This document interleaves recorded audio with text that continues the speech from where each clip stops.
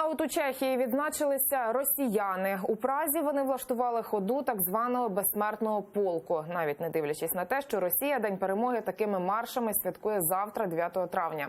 А Чехія, як і вся Європа, сьогодні без помпезності вшановує загиблих у Другій світовій.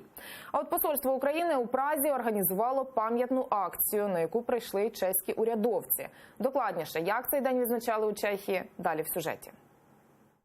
Це центральна площа Праги, Староместська. За мить тут з'являться завішені георгіївськими стрічками росіяни. Чеські активісти готуються зустрічати так званий безсмертний полк.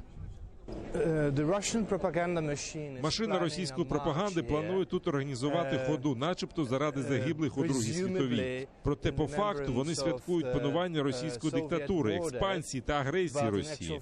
Ми вважаємо це неприйнятно та нетолерантно. Якщо ми це допустимо, історія буде повністю спотворена. Вже за півгодини центральна площа заповнюється людьми з триколорами, прапорами Радянського Союзу та портретами учасників Другої світової війни. Діти і дорослі у військовій формі часів війни.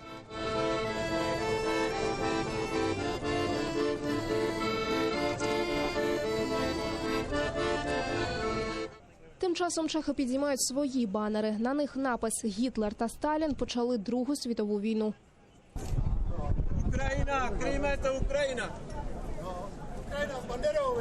На вежі праських курантів прямо навпроти проросійського заходу чеські та українські активісти вивісили величезний стяг України. Між двома таборами – кордон поліції. Учасники так званого безсмертного полку вже кілька років поспіль збираються у Празі на цьому місці. Здебільшого це росіяни, що переїхали жити у Чехію, проте дуже сумують за Радянським Союзом. Я взагалі офіцер Совєтської армії, живу в Совєтському Союзі.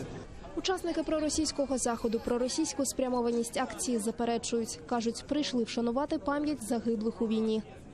В іншій частині Праги офіційні заходи за участю віце-прем'єра республіки та голови МЗС Чехії. Там тільки червоні маки – символ пам'яті жертв Другої світової війни. Учасники заходу вшанували пам'ять загиблих хвилиною мовчання та поклали квіти до пам'ятника воїнам Першого українського фронту. Пролунали гімни України та Чехії.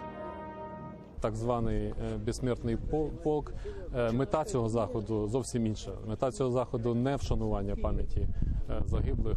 Захід, який влаштовується на підтримку політики Кремля, який сьогодні є сам агресором в багатьох куточках світу, насамперед в Україні, який окуповує сьогодні Крим, який окуповує сьогодні Донбас.